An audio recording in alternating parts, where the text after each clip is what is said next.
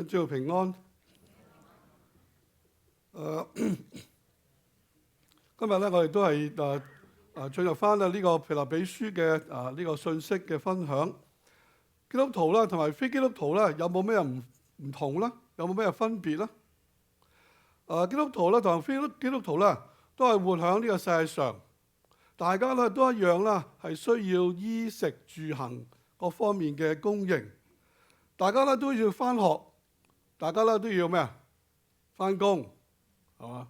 大家咧都需要咧有人際嘅關係。咁啊，基督徒咧每一日就每一個主日咧就去禮拜堂。咁啊，非基督徒咧就唔去禮拜堂。咁啊，基督徒咧就係食飯之前咧就謝飯。希望如此啦嚇。有啲時候咧，我記得咧，我哋讀書嘅時候咧，有啲人即係佢祈禱咧好快嘅。點祈禱咧？就係咁就祈禱啦。即係佢覺得唔係幾好意思嘛。見到咧同學好多嘅即係朋友側邊咧，就好似覺得好似哎呀，你祈禱食飯好似咧即係唔係幾好意思咁啊。祈禱就好快即係咁就天父阿門咁就食啦。即係人哋喐手，佢又咁喐，已經喐手嚇。咁啊，基督徒咧食飯之前咧呢個謝飯，但係咧非基督徒咧就唔會咧有呢個行動，有呢嘅項目。咁到底咧基督徒同埋非基督徒咧有乜嘢最基本嘅呢個嘅分別咧？咁並唔係咧喺行動上，並唔係咧喺習慣上，或者並唔係咧喺一啲嘅活動上面嘅分別。原來咧基督徒同埋非基督徒咧應該係喺信仰、喺價值觀上面咧有一個好大嘅分別。所以弟兄姊妹，今日咧我哋希望透過我哋剛才所讀嘅經文，你去睇一睇咧基督徒究竟咧有乜嘢喺價值觀上面咧同一啲非基督徒咧係有呢個分別。保羅喺呢個腓立比書第3章第1到第11節咧就講出咗一啲咧有關價值觀嘅一啲嘅原則。希望咧透過呢一個嘅思考呢段嘅經文咧，我哋要作出一啲嘅價值觀嘅重整。第一個嘅原則咧，第一個嘅價值觀嘅重整嘅原則咧，就係不靠肉體。我睇一睇啦，呢個嘅投影片啊，呢個熒光幕裏面啊，就話我聽咧，不靠肉體。我哋先咧嚟讀一讀呢個嘅經文腓立比書第3章第1到第7節。我哋再一次咧要重讀呢段嘅經文，預備起。弟兄們，我還有話說，你們要靠主喜樂。我把這話再寫給你們，於我並不為難，於你們卻是妥當。應當防備犬類，防備作惡的，防備妄自行割的。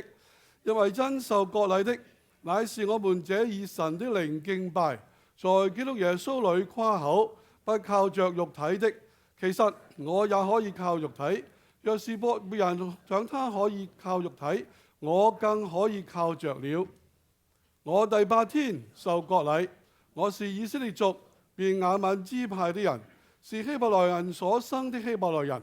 就律法說，我是法利賽人；就熱心說，我是逼迫教會的；就律法上的義說，我是無可指責的。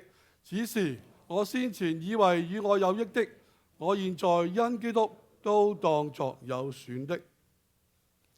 弟兄姊妹，如果我哋咧一口氣嘅一氣呵成嘅嚟到讀呢個腓立比書嘅話咧，當你讀完第2章之後，轉入到第3章咧，你就會發覺咧，保羅喺呢啲書突然間咧係轉變咗一個嘅話題，從談論到個人嘅事咧，係轉變到咧一個好嚴厲嘅一個嘅責備咧嗰啲咧割禮派嘅人。保羅咧喺第1節裏面啦，咁樣話，佢話弟兄們，我還有話說。咁之後咧，從呢句説話裏面，我哋就知道保羅咧係轉換咗呢個嘅話題。雖然間咧轉換話題咧，但係保羅仍然冇忘記咧佢對腓立比教會嗰個嘅吩咐。所以第1節嘅跟住啦，佢話你們要靠主喜樂，你們要靠主喜樂。呢個咧係一個慈愛嘅父親對佢嘅子女嘅重複嘅叮囑叮嚀。我曾經講過啦，腓立比書裏面有幾多次提到喜樂啊？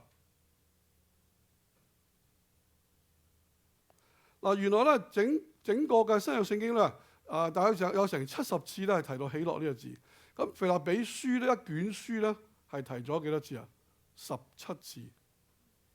咁所以咧一個好多嘅一個次數啊。咁啦，腓立比書咧呢個第3章第1節裏面，保羅喺處重複嘅話：你們要靠主喜樂。呢個咧個慈愛嘅父親咧對佢嘅子女嘅重複嘅一個叮囑。事實上咧，喜樂係我哋嘅生命嘅真正嘅價值所在，係我哋真正價值嘅所在。所以羅馬書第14章第17節咧，我哋都一齊讀呢段聖經，好唔好？因為神的國不在乎吃喝，只在乎公義、和平並聖靈中的喜樂。你睇呢啲字好簡單嘅聖經裏面啦，俾我睇得到原來神嘅國係咩嘢咧？原來神嘅國咧係唔在乎吃喝，而咧有3樣嘅事咧係好重要嘅。嗱，有陣時咧我哋講到一個嘅基督徒咧應該點啊？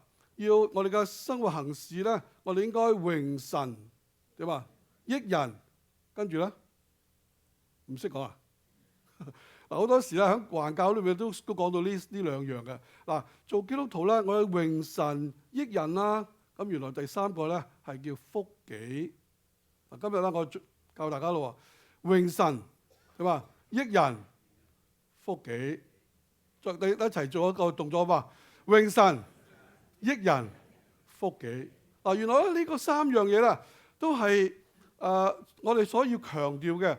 我哋唔係話榮耀神之後即係呢個即係點啊？榮耀神之後益咗人之後咧，咁啊就好凄涼咁啊！嗱，基督徒咧唔係一個咧凄涼嘅人生。基督徒咧冇錯，我哋要榮耀神。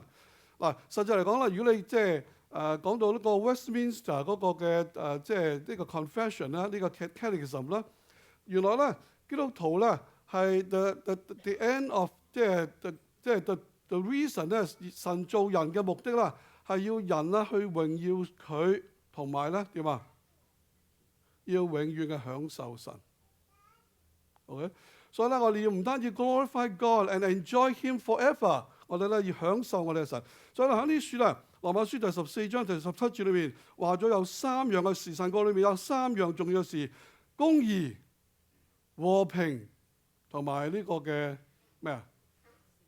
喜樂。咁咧，所以咧，公義咧就係對神嘅，喺神嘅面前咧，我哋行事要公公正正。和平咧係對人嘅，所以咧喺人際關係裏面咧，我哋要盡量追求咧呢個和睦。而喜樂咧係對自己嘅，所以咧弟兄姊妹，我哋生活咧係要點啊？快快樂樂。所以咧榮神益人係福己。嗱，呢個係基督徒嘅呢個嘅人生嘅，你可以話咧，從一個價值觀嘅角度好，或者從一個人生嘅哲學裏面咧，可以咁樣睇得到。嗱，繼續啦，我睇箴言書第17章22節。我哋睇睇箴言書咧17章22節，預備起。喜樂的心乃是良藥，憂傷的靈使骨枯乾。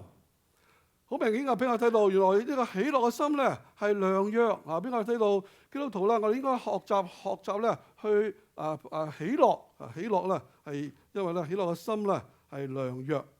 嗱，大家都察覺得到啦，就憂愁嚟啦，係咪啊？百病叢生，但係喜樂嚟咧，百病咧全消。今日好多時候咧，當你去醫院或者係睇醫生嘅時候咧，可以話咧50%以上嘅咧係心理導致到咧係生理嘅病。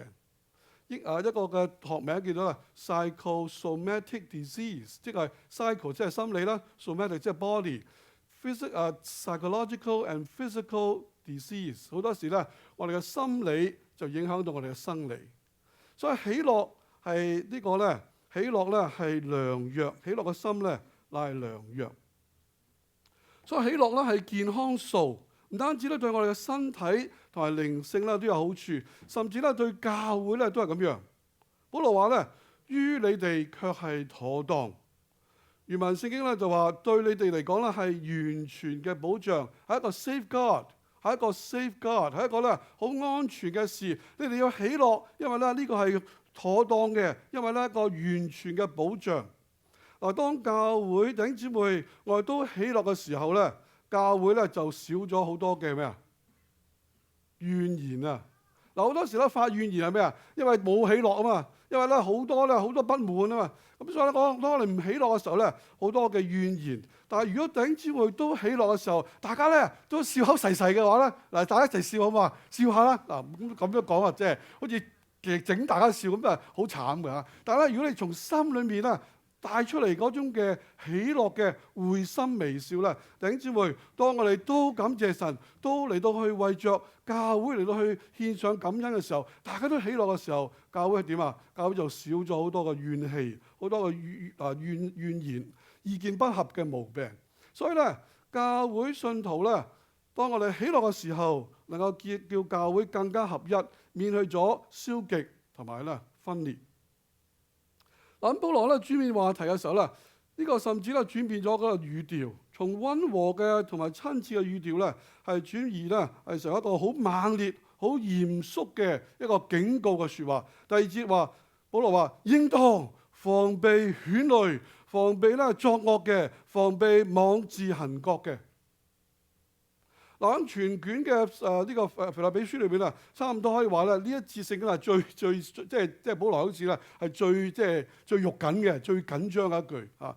應當防備犬類，防備作惡嘅，防備妄自行國嘅。喺原文聖經裏邊啊，都一樣，防備。嗱，喺呢處咧，保羅稱嗰啲割禮派嘅人咧係犬類，係作惡嘅，係咧妄自行國嘅。嗱，保羅喺第二節裏邊所用嘅句子啊，呢啲 clauses 咧都係好短嘅而好有力嘅。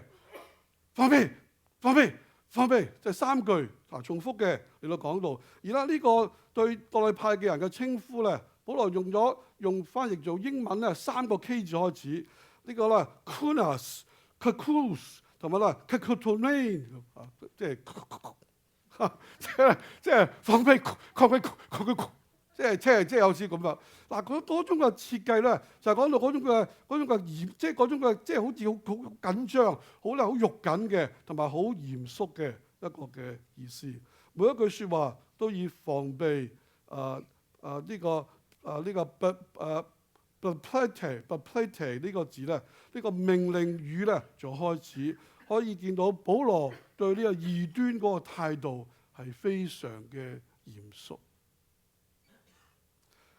嗱，留意啦，保羅喺第二節所用嘅呢個嘅妄自行國咧，同埋第三節咧，因為真受割禮嘅所用嘅割禮嘅字咧，原文聖經咧係唔一樣嘅。保羅咧實際嚟講係否定咗第二節裏邊所呢班割禮派嘅人咧，佢哋係妄自行割，佢哋咧唔係守割禮，佢不過咧係妄自行割，佢哋同神響呢個猶太人當中咧所設立嘅割禮咧係完全嘅唔相同，割禮係咩咧？割禮原來咧係神同埋佢嘅選民、佢嘅百姓咧立約嘅一個憑據，係屬神嘅子民嘅一個嘅記號，係咧表明到對神嘅應許咧所有嘅信心，同埋咧係對神嘅敬拜同埋奉獻。所以當神同亞伯拉罕立約嘅時候，神就吩咐亞伯拉罕：你要同你嘅後裔，你要同你個屋裏面啊所有嘅男丁嚟到去行呢個割禮。所以咧呢個割禮咧係表示到上帝喜悅咗佢嘅子民，喜悅咗佢嘅百姓，而百姓咧神嘅子民咧係信神嘅應許，所以就有咗呢個嘅記號，割禮嘅記號。所以保羅喺第三節裏面咧，進一步又講出咗乜嘢為之真正嘅割禮，乜嘢為之都係真正嘅割禮。喺加拉太書研究嘅時候咧，我都曾經提過咧割禮嘅事。咁腓立比書呢度咧更加咧好清楚又好簡潔嘅一致聖經啦，係講出咗真割禮係乜嘢。第三節話：因為真受割禮嘅，乃係我哋呢個以神嘅靈敬拜，喺基督耶穌裏面誇口，唔靠着肉體。所以基督徒最基本啊、最重要嘅價值觀嘅重整嘅原則，弟兄姊妹要留意，唔好靠住肉體，唔靠肉體，原來係我哋一個最 fundamental、最原則性嘅一個嘅價值觀嘅原則。嗱，從呢一點裏面咧，我哋睇到保羅反面嘅就講出咗佢自己人生嘅經歷。喺第4到第6節咧，保羅嚟到講出咗佢大可以咧係靠肉體。第4節話：其實我也可以咧靠肉體，若是別人想他可以靠肉體啦，我更可以靠着了。我更可以靠着了。保羅之所以咧教導信徒咧唔好靠肉體咧，唔係話佢冇乜嘢嘢咧可以靠，而實質嚟講咧，保羅有好多個條件，好多咧先天嘅後天嘅條件，佢可以咧，你要靠住呢啲條件咧，你要誇口嘅。保羅喺呢書列出咗5個嘅條件，佢話我哋聽，佢有5個條件啊，佢可以藉住嚟到誇口嘅。第一個就係佢出生之後第8日就接受咗呢個割禮。第二咧，佢係以色列族便雅憫支派嘅人，係希伯來人所生嘅希伯來人，即係話咧，佢係純正嘅呢個猶太人，純種嘅猶太人。有陣時咧，我都講笑咧，即係我係純種嘅咩咧？浙江人，因為我爸阿媽喺隔離村嘅，一條咧係叫做石托山，一條咧叫做裘家嶺。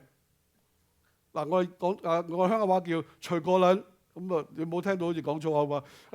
徐過嶺，咁呢個係裘家嶺，呢個石推梭，咁呢個咧就係石托山。爸爸媽媽咧佢係隔離村嘅，佢哋咧以前咧係即係咧叫做咩？嗰啲媒人咧即係去娶親嗰啲嘅年代。我媽媽今年咧咁就仲係95歲啊，仲健在。所以今年7月咧，我會去多倫多咧慶祝，幫媽媽慶祝95歲生日。所以可以睇到咧，呢個純種咧，有陣時我覺得即係呢個係可以值得誇耀。哇！我唔係話浙江人娶一啲嘅廣東人，或者浙江人娶其他人，而係浙江人娶浙江人。哇！純種嘅浙江人，真係好威水噶嘛！不過即係講笑啫。所以你話人咧冇呢個即係 superior 即係呢個即係嗰種嘅即係民族主義咧係假嘅，即係個個人都有。廣東人咪仲犀利啊！我記得我香港長大，仲出世娘長大就啲人話呢啲咁嘅外江佬啊，佢叫我做咩？叫撈鬆。撈鬆咁以前我唔知咩叫撈鬆，原來即係叫老兄撈鬆啊，撈鬆咁啊講話講名就叫老兄撈鬆嘅撈鬆咁啊。咁 anyway， 咁所以保羅喺書咧非常嘅誇耀，佢係一個純種嘅猶太人，係希伯來人所生嘅希伯來人，係便雅憫支派嘅人，哇！非常咧誇耀嘅一個嘅傳統。而第三方面咧，佢有律法嚟講，保羅係一個法利賽人，係一個咧好嚴謹遵守摩西律法嘅呢個嘅教派嘅人士。喺猶太人當中咧，可能只係好少嘅係屬於呢個法利賽人，係唔多過100個係呢個法利賽人。即係咧一個好嚴謹遵守摩西律法教派嘅一個人，係備受咧猶太人所尊重嘅人。而第4咧，佢係熱心嘅，甚至係逼迫教會嘅。當時咧，猶太教同埋教會咧係即係勢不兩立。保羅咧為着猶太教嘅緣故大發熱心咧，所以逼迫教會，將基督徒咧下監。而第5咧，保羅話以律法上嘅義嚟講，我係無可指責嘅。所以保羅咧有5個條件，你就可以誇耀佢嗰個肉體，用肉體嚟到誇耀。保羅咧，但可以誇耀佢嘅肉體，但係保羅喺呢書深深就知道，我一齊睇呢個投影片啦。呢個嘅真正嘅割禮，真正嘅信仰，第一樣就係以神嘅靈敬拜，以神嘅靈敬拜。第二樣咧就係喺基督耶穌裏邊誇口。嗱，一段嘅經文咧好寶貴，我哋一齊讀嚇《哥林多前書》第1章第26到31節，一齊讀好唔好？預備起，弟兄們，可見你們蒙召的，按照肉體有智慧的不多，有能力的不多，有尊貴的也不多。神卻揀選了世上愚拙的，叫有智慧的羞愧；又揀選了世上軟弱的，叫那強壯的羞愧。神也揀選了世上卑賤的、被人厭惡的，以及那無有的，為要廢掉那有的，使一切有血氣的，在神面前一個也不能自誇。但你們得在基督耶穌裏是本乎神，神又使他成為我們的智慧、公義、聖潔、救贖。如經上所記，誇口的當指着主誇口，誇口的當指着主誇口。弟兄姊妹，我哋喺神嘅面前、喺人嘅面前冇乜嘢可誇，我哋只能夠誇我哋嘅軟弱，我哋只能夠誇耶穌基督，誇耶穌基督嘅救恩。而第三個嘅呢個嘅割禮嗰個嘅真割禮嘅真信仰啦，就係不靠肉體，不靠肉體。弟兄姊妹，點解保羅會有呢個改變呢？點解保羅咧佢一路咧都好誇耀，一路咧都好炫耀佢自己係一個法利賽人，係一個咧逼迫教會嘅人，一路咧係即係去到呢個大馬色嘅路上，一路咧去嚟到揸住呢個嘅文書咧去告呢啲嘅教會裏面嘅人。原來保羅嘅改變就係第7節，只是我先前以為與我有益嘅，我現在因基督都當作有損嘅。弟兄姊妹，呢句説話就暗示咗保羅喺大馬色路上遇見耶穌之後嘅改變。嗱，留意啦，你喺呢節聖經裏邊啦，你睇到一個先前，一個現在。以前係咁樣，而家係點樣？因為遇到耶穌基督嘅緣故，保羅嘅生命咧係改變咗，而保羅嘅人生咧係分成咗兩個唔同嘅時期，係先前同埋現在。弟兄姊妹，喺我哋嘅信仰嘅人生裏面，有冇先前同埋現在嘅分別咧？定係話我信耶穌之前係咁樣，我信耶穌之後都差唔多啫嘛。不過咧，即係而家忙咗啲啦。咁啊，星期日要嚟崇拜啊嘛。咁啊，約朋友咧就唔可以約12點飲茶，要1點係嘛，即係12點半。所以12點半好多人咧雞咁腳走晒嘅啊。咁啊，即係呢個好大嘅犧牲嚟㗎，真係好大嘅犧牲嚟嘅。咁咧，所以個改變就係咁多，只係改變咗星期日早上嗰個零鐘頭嗰個我咧所謂 darken the door of the church， 即係咧我嚟到教會裏面喺個門度閃過有啲影，哇！原來啊潘某人行過呢個教會嘅門係咁多，或者話掛個號。等住佢先前同埋現在，我哋嗰個分別係點咧？保羅講説話我聽，佢先前係點樣，而家點樣？先前以為與我有益嘅嗱，所以第二個嘅改變咧就係有益同埋有損。先前以為與我有益嘅，而家都當作有損。所以有益同埋有損。保羅咧以為保羅以為咧佢從前所擁有嘅5個嘅條件啊，都對佢有益。譬如舉例，我係純正嘅浙江人嘅後代，但係咧我又喺香港出世喎，哇咁啊着晒數啦，係嘛？咁我又有即係上海人，所謂做話即係上海人嗰個 gene， 又廣東人嗰個咩啊？嗰個環境，哇！即係好似咧 the best of the two world， 係嘛？即係攞晒彩。咁啊我咧又有呢樣，又嗰樣，又有呢樣，又嗰樣。哇！呢啲咧都係我可以誇耀嘅嘢。保羅以為從前佢所擁有嘅嗰個5個條件咧，都係對佢有益。而事實上，由於呢啲嘅擁有，使到佢心高氣傲，使到佢咧心高氣傲，睇唔到耶穌基督，睇唔到啦神喺耶穌基督裏面嗰個救恩。而呢啲嘅有益，竟然間成為乜嘢？有損。原來呢啲嘅有益，竟然間成為有損。所以弟兄姊妹，喺我哋嘅基督徒人生裏面，一切攔阻我哋相信認識我哋嘅主嘅所謂有益，而事實上都可能係點啊？有損。咁第7節裏面第3點啦，俾我哋睇得到啦。現在因基督都當作有損嘅。我睇一睇呢個嘅screen 裏邊俾我睇到呢個當作呢個字嚇。當作呢個字咧，原文聖經咧係呢個嘅呢個 hegemony。咁咧呢個咧就係英文咧個 deemed， 之後咧思想或者係考慮或者係算或者係看為，所以中文聖經咧係翻譯成當呢個咩啊？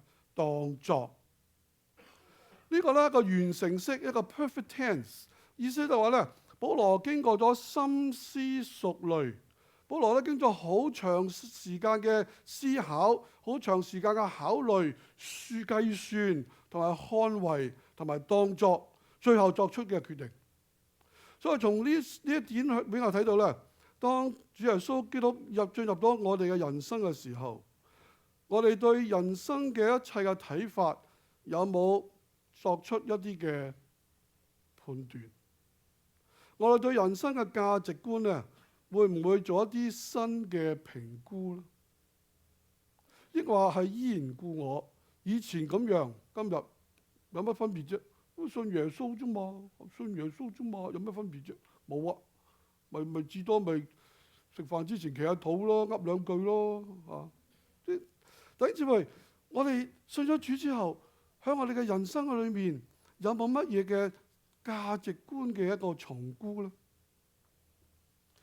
價值觀嘅重整，有啲説話我聽啦，唔靠肉體，英文話 put no confidence in the flesh， 唔再睇我哋嘅靠我哋嘅肉體，即係話唔再靠我哋嘅背景，唔再靠我哋嗰個條件，唔再靠我哋嘅老我。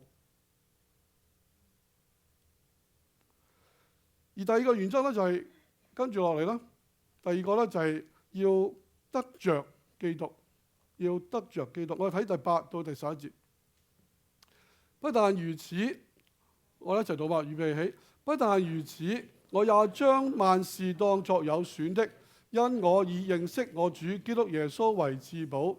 我為他已經丟棄萬事，看作糞土，為要得着基督，並且得以在他裡面，不是有自己因律法而得的義，乃是有信基督的義，就是因信神而來的義，使我認識基督，曉得他復活的大能，並且曉得和他同受苦，效法他的死，或者我也得以從死裡復活。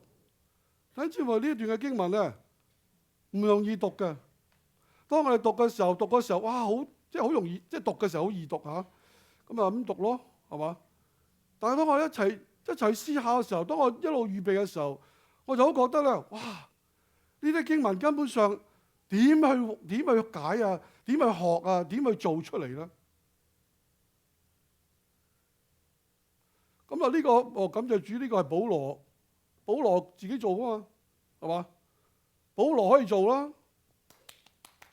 嚇感謝神啦，保羅感謝神，為你感謝神，咁啊神祝福你咯，咁啊呢個係你做到啊嘛。但喺保羅嘅書信嘅裏面咧，重複佢話我聽，佢話咩啊？你們要咩啊？效法我，好似我效法基督。所以呢啲嘅聖經啦，冇錯係保羅所寫嘅經文，冇錯係保羅嘅人生。但係保羅咁説話我聽咧，你們要咩啊？效法我，好似我效法基督。即係話呢啲嘅嘢咧，你同埋我哋都要去學習。當然我哋學習嘅程度可能有參差，但係無論點樣，弟兄姊妹，你同埋我哋都要學習。唔好以為話感謝主，我為着保羅感謝神。神啊，祝福保羅做得到，感謝主。咁啊拜拜。咁啊佢有佢，我有我。嗱，冇呢咁嘅事喎。當我哋讀經嘅時候，當我哋去領受神嘅恩典嘅時候，我哋係一齊咧喺嗰個嘅即係亮光嘅裏面，喺嗰個要求嘅裏面，喺嗰個理想嘅裏面。所以保羅話：你們要效法我，好似我效法基督一樣。嗱，當我睇到啦，得着基督呢個係我哋嘅生命嘅價值觀嘅一個重整嘅一個好重要嘅原則。我哋要得着基督。嗱，留意咧第7節同第8節咧，係一個好重要嘅經文，同埋咧所講嘅説話咧係一個好大嘅一個嘅進展。我睇到咧保羅自己咧人生價值觀嘅一個進展。嗱，第7節咧，先頭我講咗啦，呢個當作呢個字咧係一個完成時式。即係一個 perfect tense，即係一個過去咗，即係話保羅深思熟慮，已經覺得咧嗰5個嘅所講出嘅條件啦，呢啲嘅條件啦，保羅話我都咧當作有選嘅。咁啊第8節啦，喺呢個嘅經文裏邊啦，保羅亦都再用一個呢個字啦，就係當作。而咧呢個當作呢個字咧。嗱，不但如此，我也將萬事當作有選嘅。嗱，呢個當作呢個字咧係咩啊？唔係過去式咯，唔係一個 perfect tense 喎，係一個 present tense，係一個現在式喎。即係我而家嗱，希臘文嘅現在咧就唔單止淨係而家嘅，而係一個現在進行，即係繼續不斷現在進行式，即係話繼續啦。今日我算，今日我當作，聽日我當作，後日我當作。嗱，而咧第7節咧。保羅講到啦，我睇呢個嘅即係投影片嗰個第7同第8嗰度，即係有個哈馬田係啦，落再落一個，係啦嗱，咁啦呢個第7節咧嗰個嘅嗰件事咧，嗰啲事咧，即係我當嗰啲事咧。就係呢個hatima，即係 some things。我咧當某一些事咧，保羅喺第7節咧，我算呢啲咧係某一啲事咧，即係保羅所講嘅頭嗰第4節到第6節所講嘅，所講嘅嗰5件事咧，我當呢啲事咧為有選嘅。OK，咁咧第8節咧，佢話當咩啊？萬事咧，呢個咧係 penta 呢個字咧就係萬事。保羅喺處咧，算萬事都係有選，而呢個算係點算法？唔係一次過，而係日日都喺處算，係一個現在式。即係譬如話今日嚟講，我覺得呢件事本來睇嚟都好嘅，咁但係我咁計嘅時候咧，原來呢件事咧。都唔好嘅，就咁樣，就個意思咁講，即係每一日都喺度算，都喺度算緊。保羅咧呢一種嘅進一步嘅觀念嘅改變啊，俾佢嘅人生咧帶嚟巨大嘅影響。保羅呢句話咧，佢話因我已認識我主基督耶穌為至寶，我為他咧已經丟棄萬事，看作糞土，為要得着基督。並且咧得以在他裏面，不是有自己因律法而得嘅義，乃係有信基督嘅義，就係因信神而嚟嘅義。第8至第9節。保羅喺書講嘅意思就係話咧，佢為咗要得着基督咧，佢已經丟棄萬事。嗱，我哋留意咧，丟棄同埋有選啦，呢兩個字咧係一個好大嘅關係嘅。原來咧丟棄呢個字咧。係有選呢個字，呢個名詞嘅動詞嚟嘅，即係話丟棄咧係一個嘅動詞，而有選咧係一個名詞。保羅咧將萬事咧都當作糞土，糞土咧喺原文聖經即係一個 rubbish， 一個 refuse， 一個咧垃圾，或者話咧有時我記得我喺50年代嘅時候咧，譬如香港食飯咧，食完飯之後咧。即係譬如幾台嗰啲嘅食剩嗰啲咧，就倒埋一堆咁啊，倒埋一堆咁啊，撈埋一堆咧，就即係餵啲畜生嘅，或者抌嘅。嗱，嗰個意思即係食餐裏面剩低嗰啲，即係唔係話今日你食完之後打包嗰啲喎，打包嗰啲好靚啊嚇，因為你係揾即係揾匙羹筆啊，揾公筷夾啊嗰啲，咁就打包翻屋企食，再可以食啊。但係咧呢度所講嘅剩低嗰啲咧係。全部即係幾百人剩低食低攆埋一堆，咁樣整到即係好即係，好得人驚嗰啲咁嘅意思。保羅話當萬事咧就係嗰啲，就係 refuse，即係咧冇人要嘅。咁啊，中文聖經咧就糞土咧，仲得人驚嚇，即係嗱，我哋留意咧，保羅喺呢處用咗一個嘅好妙嘅一個意思咧，就話原來咧要先將萬事當咗有損啦，先至能夠去丟棄嘅。嗱，咁所以咧第8節嘅上半節咧，佢要將萬事當咗有損啦。第8節上邊，咁然之後咧第8節下邊咧先至丟棄，即係話你唔算佢，即係你唔算佢有損咧，就唔會丟棄，係嘛？明唔明我意思啊？嗱，咁即係話咧有損咧係一個觀念，而丟棄咧係一個行動。所以今日咧，我哋嘅價值觀就話覺唔覺得呢啲嘢係有損？如果你覺得呢啲嘢冇損嘅話，咁梗係唔會抌啦。有損嘅你先抌噶嘛，係嘛？嗱，咁點解咧？保羅有呢個咁嘅行動咧？因為保羅以認識我主基督耶穌為至寶。認識我主基督耶穌為至寶。因為以認識主耶穌基督為至寶嘅緣故，保羅先至能夠咧睇萬事好似糞土一樣。為要得着基督咧，保羅甘願咧丟棄萬事。嗱，萬事或者話世界，萬事或者話世界唔係冇價值嘅，而但係當我哋認識主耶穌基督嘅至高嘅價值嘅時候咧，呢個世界呢個萬事嘅價值咧，就實在唔算得係乜嘢嘢。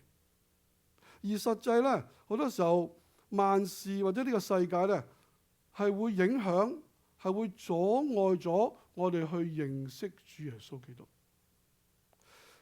而由於咁嘅緣故咧，有陣時萬事咧，有陣時呢個世界咧，唔單止係唔好，而且成為一種嘅負累，成為咗一個負面嘅價值。因為咁嘅緣故咧，我哋為要得着基督嘅緣故，就要丟棄呢個萬事。而呢個丟棄咧，係一件好自然嘅事。嗱，一首詩咧咁樣講，嗱，我一齊睇下呢首詩啦。大家一齊讀嘛，預備起。什麼會使地上的偶像去他？我應該 OK， 我打漏咗，失去他那美麗的模樣。並不是灰心失望或勸勉，乃是無價之寶的一言。你是千萬人中之第一人。哦，求你開我眼並奪我心，摔碎眾偶像並歡然加冠。你是千萬人中的第一人。弟兄姊妹，點樣能夠除去我哋心裏面嘅偶像呢？唔係話喺教會裏面大聲疾呼，弟兄姊妹啊，拆咗你嘅偶像啊，拆咗你嘅偶像！牧師嗌到喉乾啊，聲嘶力竭啊！哦，今日講道嗰人好大聲，哇！我想瞓覺都瞓唔落啊，俾佢嘈醒咗啊！邊有用啊？勸勉邊有用啫？譬如遇到灰心啦，有咩用啫？失望有咩用啫？但係乜嘢能夠除去我哋嘅偶像？就係當你睇到真嘢嘅時候，睇到好嘢嘅時候。等住咪喺呢處俾我睇到咧，嗱，係無價之寶嘅一言。當我哋睇到呢個無價之寶嘅時候，當我哋睇到一個哇，當然呢個世界冇啦，一個咁大嘅寶石嘅時候，你見到嗰啲濕碎啦，呢個意思咁樣。咁啊，理論上即係理論上係咁講嚇。點解你娶你嘅太太？可能有好多唔同原因啊。OK， 咁但係最單獨嚟講，即係理論上啊，即係我以呢個女人咧係我最，即係我真係即係我願意我一生咧都係跟佢同佢一仔嘅。我中意佢，就算佢唔係最靚，但係我都覺得最靚，因為咧情人眼裏出西施嘅，係咪？咁又因為咁嘅緣故咧，我就將所有喺呢個世界上幾個 billion 嘅女人咧，唔該你行開，我就係揀呢個啫。哇，幾威水！嗱，弟兄姊妹，嗱呢個咧，當然呢個即係 too bad 嘅一個 example， 但係至少嚟講咧，我係睇得到咧。當我哋睇到耶穌嗰個美麗嘅時候，弟兄姊妹，呢啲偶像呢啲咁嘅嘢咧，就係濕碎。個意思係咁樣。嗱，並且咧得以喺佢裏面，第9節，原文嘅動詞咧係一個被動嘅，所以咧應該翻譯為咧並且得以喺佢裏面被遇見、被找到 ，be found in him。原來咧我哋唔係揾耶穌，原來我哋係被耶穌揾着，並且得以喺佢裏面被遇見。嗱，呢個含義咧就係講到保羅嘅生命同埋基督耶穌聯合咗之後咧，嗰個整個新嘅生命，唔係有自己因為律法而得嘅義，乃係因為信基督而得嘅義，就係基於信心從神咧而嚟嘅義。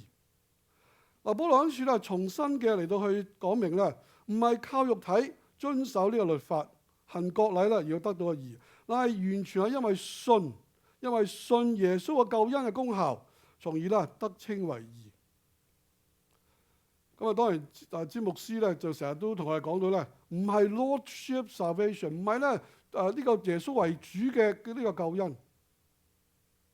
保羅喺處就話我聽，完全係因為信，唔係因為咧你做過咩嘢，唔係因為你尊耶穌為主，唔係咧你做過乜嘢嘢 ，no， 而係因為你信耶穌基督嘅救恩。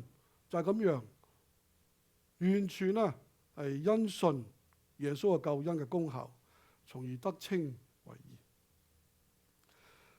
第十節咧，嗰個原文嘅結構咧，俾我睇到呢一句説話咧，原來係一個目的，表明到認識呢個動詞咧開始所做嘅，而家咧要總結起嚟，即係話咧，保羅係越認識耶穌咧，越認識基督咧，就越更加想認識基督。喺第8節裏面，保羅已經講咗佢認識基督。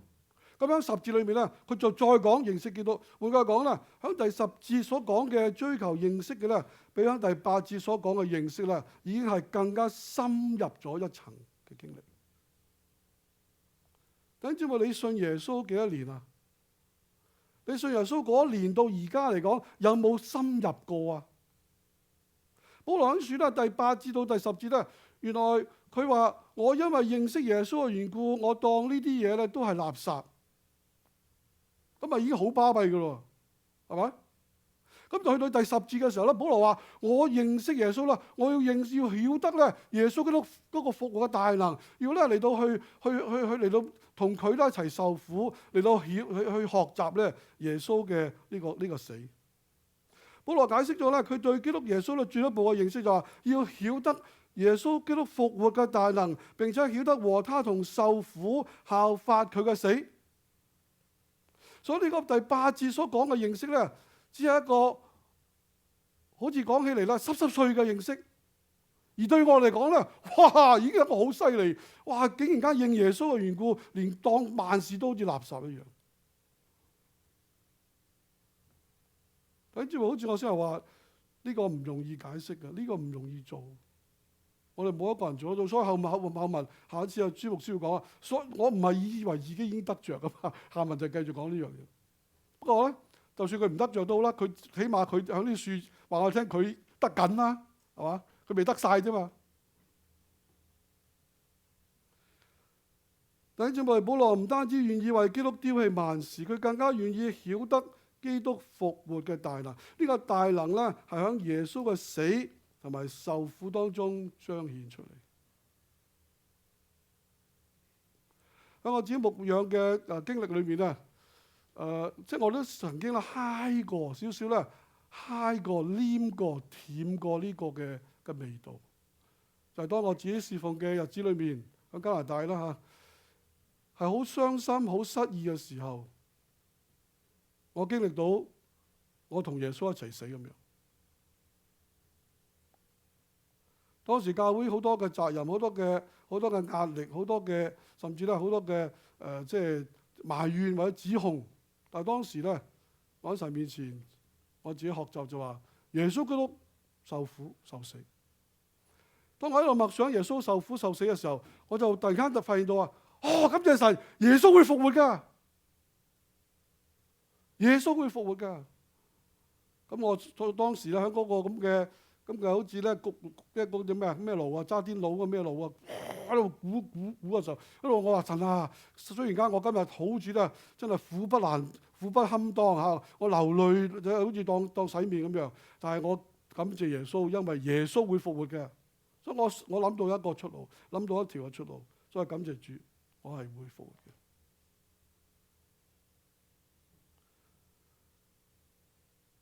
跟住當我哋從加拿大嚟到美國嘅時候咧，當然當時咧都有好多嘅考慮啦，好多嘅即係掙扎啦，好多嘅即係取捨啦。咁啊至少咧，我喺加拿大咧，即係衰衰地咧，我就住緊1800尺獨立屋，雙車門泊車嗰啲啊，即係 double garage，OK 嗰間屋，我已經 pay off 曬添，OK， 哇都唔知幾舒服。咁啊嚟到呢處咧，你知灣區物價幾高啦嚇，嗰時都唔敢望咁啊，即係望梅輕嘆，或者又唔係自何堪輕嘆啊。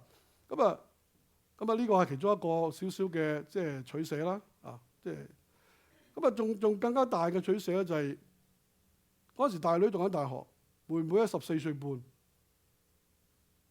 咁啊初咧就話妹妹你跟我嚟啦，咁但係我哋都盡量唔想勉強佢，因為咧知道啲青年人如果你勉強佢，咪即係炒，即係大家都唔好嚇。咁所以我就話即係願神帶領你，願神帶領我哋啦嚇。咁啊後嚟真係神帶領咧，佢留響樹，哇咁啊嗰個取捨係即係唔容易嚇。你諗下，你14歲半嘅細路唔喺你身邊。咁當時我哋最大嘅一個嘅即係驚咧，就係驚話死啦！我哋爸爸媽媽唔喺樹，兩個女會即係變咗飛女，變咗即係台灣嘅太保啊！咁啊呢個三藩市唔知叫乜，但係今日差唔多9年後啦。最近咧，我個細女話我哋聽咧，嗱佢大學畢業啦，我哋呢個月底咧。我同師母就會去 Calgary 咧，係幫我慶祝佢31號咧就畢業典禮。咁啊最近佢話我聽咧，話佢最後嗰個學期咧係2個 A 2個 A 減。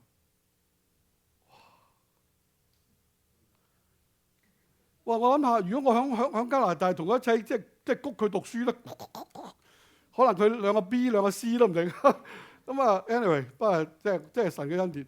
所以弟兄姊妹，當我哋咁樣行呢啲路，當我哋願意去經歷神，當我哋咧願意去跟住神行嘅時候，冇錯係可能好多嘅取捨，冇錯好多嘅唔方便，但係我覺得咧上帝係會 take care。我多謝我哋教會嘅弟兄姊妹，好多嘅長者啦，包括高太啊、劉太啊，好多弟兄姊妹啦，為我哋祈禱，每次為牧師祈禱，感謝神啊！牧師即係上帝響加拿大帶牧師嚟。哇！求神為佢個女祈禱，為保守佢2個女。弟兄姊妹，冇錯，我哋好多嘅取捨，好多嘅學習。但我相信咧，當我哋喺呢啲嘅學習上邊，上帝咧係唔會虧待，上帝咧唔會嚟到去即係睇我哋虧欠。咁呢個大能喺基督耶穌嘅死同埋佢嘅受苦當中顯出嚟。咩為之基督復活嘅大能啊？弟兄姊妹，你有冇經歷過耶穌復活嘅大能？所以保羅喺啲書啦，佢話要同基督一齊嘅受苦，效法佢嘅死。嗱，如果你咁睇嘅時候咧，你覺得哇，保羅咪好苦咯？佢要為主受苦，成日咬住，即係好凄涼啊！我要為基督受苦，效法佢嘅死，咁咪講到好凄涼咯。呢個腓立比書嚟㗎，弟兄姊妹。腓立比書所講嘅講17次喜樂啊！保羅話：你喜樂，你喜樂，你喜樂，對我嚟講好已經好，即係我能夠喜樂，對你嚟講係有益處。所以喺呢個一個喜樂嘅人生裏面，係保羅願意為主受苦，但係佢冇失去咗佢嘅喜樂。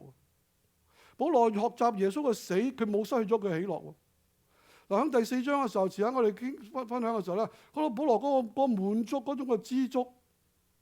保羅佢完全係冇缺乏，唔係話佢大魚大肉，但佢心靈嘅裏面佢得到嗰種嘅滿足。保羅願意啦效法耶穌嘅死，所以保羅為着神嘅國度咧，為着其他人嘅得救咧，佢甘願受苦，甚至捨命。我哋睇最後一節嘅聖經嚇，使徒行傳第20章第24節。每一次讀呢節聖經嘅時候咧，我心裏面咧都好難過，我都眼裏面都有眼淚。我曾經記得咧，我讀大學嘅時候咧，我教《使徒行傳》呢班，當我教到呢一章嘅時候咧，一路上台一路喊，咁啲學生都睇到，喂，阿 Sir，咁啊唔係叫阿 Sir 啊，咩啫？得係大家同學嚟嘅啫，咁我高一兩班嘅啫。咁啊，佢話：喂，David 點樣喊啊？即係你睇下嗱，因為第20章後尾咧，咁多以弗所嘅長老啊都喊，係嘛？咁啊第24節一齊讀話：我卻不以性命為念，也不看為寶貴，只要行完我的路程，成就我從主耶穌所領受的職事，證明神恩惠的福音。弟兄姊妹，為着神嘅國度，為着其他人嘅得救，保羅願意甘願受苦，甚至捨命。佢話：我唔以性命為念，亦都唔看為寶貴。只要我行完我個路程，成就我從主耶穌所領受嘅職事，證明神恩惠嘅福音。弟兄姊妹，我哋喺呢個屬靈嘅路程裏邊，我哋每一個人咧都行唔同嘅步伐，唔同嘅階段。有啲人行前啲，有啲人行慢啲，有啲人行後啲，冇所謂。但係我一齊行，最緊要你行。你有冇行啊？你有冇行啊？你有冇離開基督嘅道理開始起步行？無論行到邊日好，弟兄姊妹，我哋都一齊去行，因為呢個係基督徒嘅旅程。喺我哋價值觀裏面咧，都係一種嘅旅程嚟㗎。唔係話我今日已經搞掂咗我價值觀，而係一個基督徒嘅價值觀咧。我哋一個旅程，今日我算呢件事有損，聽日我算嗰件事有損，後日我算嗰件事有損。但我當我算呢啲損嘅意思，唔係話我劈晒佢，唔係一定咁啊。保羅意思唔一定咁啊。話我覺得咧，錢咧對我咧對認識基督有損，所以我劈晒啲錢，唔係咁嘅意思。又話保羅喺佢嘅心靈裏面，佢唔受呢個嘅嗰件事嘅操縱。第11節，或者我也得以啦從死裏復活。有啲人問我咧，話保羅係咪唔信啊？嗱，呢節聖經唔係咁嘅。呢個説話咧，唔係話指保羅咧對佢將來嘅復活咧有疑問，而係保羅對神嘅倚靠同埋謙卑，以為自己唔配領受神嘅恩惠。一個人越成熟，一個人咧越倚靠神咧，佢嘅倚靠神嘅心啊越深嘅時候，亦都越感到咧自己唔配得到神嘅救恩。所以你睇下保羅嗰個生命嘅歷程啦。如果你睇佢最先寫嘅書咧，加拉太書啊，或者帖撒羅尼迦前後書啦，呢啲係佢保羅即係最先寫嘅書。保羅寫啲書嘅時候咧，甚至哥林多前書寫咧，佢話喺使徒當中佢係最細嗰個，好似咧難產出嚟嗰個，佢都覺得自己都 OK 啊！我咧即係好熱心，我咧為神嘅緣故，我咧做呢樣做嗰樣。咁去到佢最後差唔多收筆之前啊，提摩太後書。佢寫咩？佢寫咩？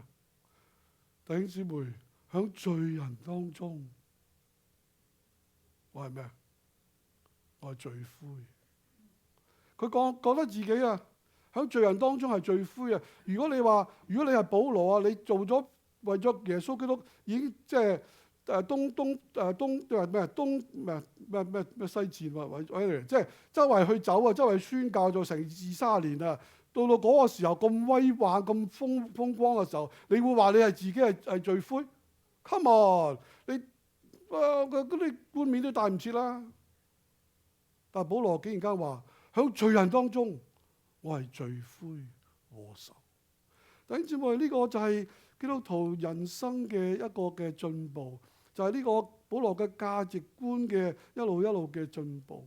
佢睇到佢自己就算好風光都好，原來佢實際嚟講係一個罪人當中嘅罪魁。所以保羅説話，或者我也得以從死裏復活。呢個咧係一個成熟嘅人，依靠神嘅心越深嘅人，亦都越感到自己唔配得到神嘅救恩。弟兄姊妹，你同埋我信主之後有咩改變？我對人生對萬事嘅價值觀係點樣？我哋能唔能夠會唔會經歷到價值觀嗰個重整？第一個就係唔靠肉體，唔靠肉體，冇錯，你好多個學位，冇錯，你好多個背景，冇錯，呢啲都係好嘅。但係你係咪靠呢啲嘢咧？呢啲嘢可唔可以使到你得救咧？呢啲嘢可唔可以使到你得到神嘅喜悅咧 ？No， 呢啲嘢係上帝俾我哋嘅裝備，上帝俾我哋嘅恩典。呢啲嘢唔可以有咩可靠？我哋唔可以靠。我哋唔係靠身份，唔係靠地位，唔係靠守律法去得到神嘅救恩。而當我哋得到救恩之後，咁另一個嘅價值觀係咩咧？就係得着基督，就係得着基督。我哋要喺呢個基督徒人生嘅裏面啊，去追求得着基督。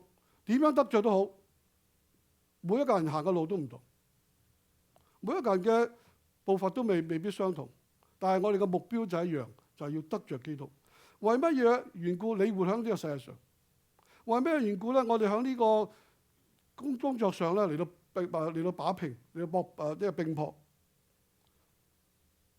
係想賺多啲錢，係想搏多啲，抑或話我願意喺我工作上去經歷耶穌，去咧見證耶穌，去咧得着耶穌咧？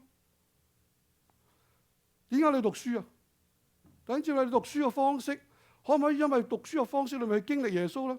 嗱，我讀大學嘅時候咧，我試過用唔同嘅讀書方式去經歷耶穌。讀書係好重要，但係讀書唔係嗰個目的啊嘛。讀書只係一個媒介，個目的就係去得着耶穌。個目的就係要經歷耶穌。等住喺我哋人生、喺我哋工作、喺我哋家庭嘅裏邊，我哋去經歷耶穌，去得着基督。